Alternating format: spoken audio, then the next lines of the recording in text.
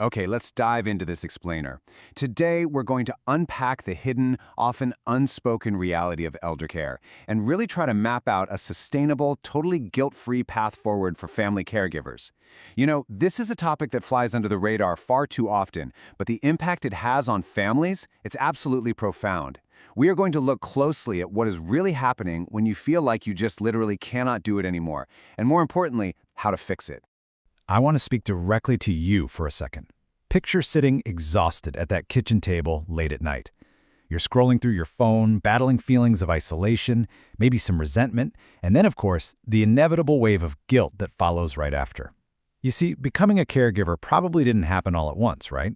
It usually isn't one dramatic phone call from a hospital. It's a slow accumulation. It starts with dropping by your mom's house to check on her, then getting her groceries, then managing her medications and doctor appointments. And now, after a full day of your own work and your own family, you have this deep, heavy, weary feeling in your bones. So the absolutely crucial point here is figuring out what that feeling actually is. Is this just a passing phase, a bad week at the office combined with a few extra errands? Or is it the phenomenon officially known as caregiver burnout? Because recognizing this isn't a sign of weakness. Honestly, it is the single greatest threat to your ability to keep providing care. Diagnosing it is your first real step towards survival. Now, we need to be very clear about something. Caregiver burnout is not the same as stress. Stress is a state of too much. You have too many pressures, your emotions are on overdrive, but deep down you still kind of feel that if you can just get everything under control, you'll be okay. Burnout, on the other hand, is a state of not enough. It's feeling completely empty and devoid of motivation. While stress feels like you're frantically drowning in responsibility, burnout means you've already drowned. You're just floating numb, feeling completely helpless and, honestly, beyond caring. So, let's talk about spotting the warning signs, because your body and mind are definitely keeping score. The tricky thing about spotting these signs is that burnout doesn't announce itself. It creeps in slowly, hiding behind what just feels like being a little tired. Let's break these down into 3 distinct categories, starting with the emotional toll. This is usually where burnout shows up first. You might develop a noticeably short fuse where tiny things cause a sudden flash of anger. You might find yourself snapping at your spouse, your kids, or even the person you're caring for. And tragically, this only fuels that terrible, "I should be stronger," or "a better daughter wouldn't feel this way" guilt trap. You might also start withdrawing, turning down invitations from friends because socializing just takes way too much energy, leaving you feeling profoundly isolated. Next up are the physical signs. Because make no mistake, your body literally keeps score. The chronic stress of caregiving takes a massive physical toll. We are talking about a constant deep fatigue that a single good night's sleep simply cannot fix. You might experience drastic changes in sleep. Either your mind is racing and you can't fall asleep at all, or you could sleep for 10 straight hours and still wake up feeling absolutely exhausted. Plus, this chronic stress weakens your immune system, bringing on unexplained headaches, back pain, or meaning you catch literally every single cold that goes around. Finally, we have behavioral shifts, and these are huge red flags that you are running on empty. You might find yourself blowing up over something tiny, like a spilled glass of water, which feels like an absolute catastrophe in the moment. You start totally neglecting your own needs, skipping your doctor and dentist visits because there's just no time left for you.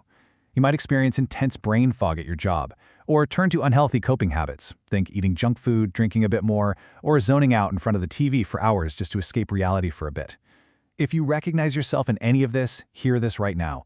You are experiencing a well-documented response to an incredibly difficult role. It is absolutely not a sign of failure. All right, let's pivot for a second. We need to talk about why your health actually matters in all of this. So why does diagnosing this matter so much? Why can't you just, push through it like always? Well, because burnout isn't just a problem for you. It's a direct threat to the very person you are trying so hard to protect. Recognizing this is a critical diagnostic step for the health of your entire family. When your capacity is depleted, the foundation cracks. It's not intentional, it's just a matter of capacity. A burned-out caregiver might use a frustrated tone of voice that causes serious emotional distress for their parent. Even worse, sleep deprivation and brain fog mean you might make a really dangerous medication error or miss a new symptom that desperately needs a doctor's attention. Care is fundamentally about connection, but when you are that exhausted, you simply lack the emotional energy required for basic companionship. And let's be real, if you collapse from exhaustion, who is going to be there to provide the care? You've definitely heard the old airplane oxygen mask analogy before, but it perfectly reframes self-care right here. In the context of elder care, it is absolutely vital. I know it feels counterintuitive, and it definitely feels selfish, but it is actually the most practical, logical, and loving thing you can possibly do for your parent. Protecting your own well-being is the very foundation upon which your loved one's care rests. Okay, so what's the prescription? Let's look at some immediate steps you can take for relief. Now, I know that just thinking about solving burnout can feel like adding a massive new project to an already overflowing plate. So let's scale it way back and find some immediate breathing room for this week. You have to start small. First, ask for highly specific help. Don't just say, I'm overwhelmed. Say, could you call mom for a 20-minute chat tomorrow afternoon so I can have a quiet moment? See the difference? Second, embrace intentional micro breaks. Step outside, stand in the sun for 5 minutes. Do absolutely nothing, just breathe. Third, you must let go of perfection. You are a family member, not an institution. A good enough dinner that buys you 30 extra minutes of rest is far better than a perfect meal that absolutely destroys your evening. And finally, find a caregiver support group. They are often available online for free, and it is a game changer to talk to people who actually get it without you having to explain yourself. Beyond those micro breaks, we also need to talk about California's formal support systems. While those micro breaks are absolutely essential for your immediate survival, building a truly sustainable plan for the long haul means tapping into formal systems of support. This is often called Respite care, which basically provides a short-term break for primary caregivers. Let's look at what is actually available right here in California. Your absolute first stop should be searching for your local Area Agency on Aging, or AAA.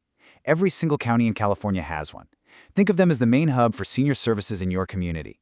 Funded by the California Department of Aging, their entire job is to help you navigate community resources, connect you with local respite care providers, and tell you about programs you might be eligible for. Now, if your parent has low income and assets and is enrolled in Medicaid, the In-Home Supportive Services, or ISSS program, is a massive game changer. Overseen by the Department of Social Services, this program actually pays a caregiver, which, by the way, can even be you or another family member, to come to the home and assist with heavy tasks like bathing, dressing, and housekeeping. Taking these really specific, physically demanding tasks off your plate gives you a highly predictable, structured break. Another phenomenal Medi-Cal program is Community-Based Adult Services, or CBAS. You might have heard it called Adult Day Healthcare in the past. These are daytime centers that provide older adults with activities, meals, and crucial health services like physical therapy or nursing. For you, the caregiver, this provides a full 6 to 8 hour break where you can actually go to work, run errands, or simply rest, knowing your loved one is entirely safe, engaged, and well taken care of. For those needing even more advanced help, Medi-Cal's home and community-based services waivers offer high-level in-home care packages for individuals who might otherwise require a nursing home. And please don't forget nonprofits. The Family Caregiver Alliance is a fantastic organization providing excellent state-specific guidance, advocacy, and support. I know navigating this can be incredibly complex, but these lifelines exist for a reason, so you don't have to do it alone. Let's wrap this up by building a sustainable plan and looking at your specific action items. I totally get that this alphabet soup of programs and agencies is a lot to take in all at once. So let's distill this into exactly what you need to do next without getting overwhelmed. Here is your highly actionable checklist for this week. Number 1, take the self-check on the California Care Compass website to clarify exactly where you are on that burnout spectrum. 2, search for your local Area Agency on Aging, find the phone number, and just stick it on your fridge. Seriously, you don't even have to call it yet. Just put it there. 3, look at your calendar, block out 30 minutes of my time, and protect it as fiercely as you would a specialist doctor's appointment. And 4, practice accepting help by making one specific request to a friend or sibling, like asking them to pick up a gallon of milk for mom, just one thing. The California Care Compass editorial take reminds us of something so incredibly important. Caregiver burnout is a predictable outcome of a system that places enormous responsibility on the shoulders of individual families. It is a public health issue. It is not a personal failing. The solution is absolutely not for you to just try harder. You are already doing more than is humanly sustainable. Building a system of support and protecting your own well-being is the very foundation of good care.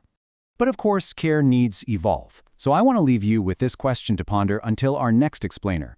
What happens when the care needs become just too much to handle at home, even with all these support systems in place?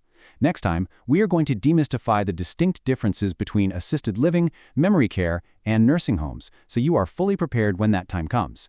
Thanks so much for learning with us today, and please, right now, go take that 15-minute break. You've earned it.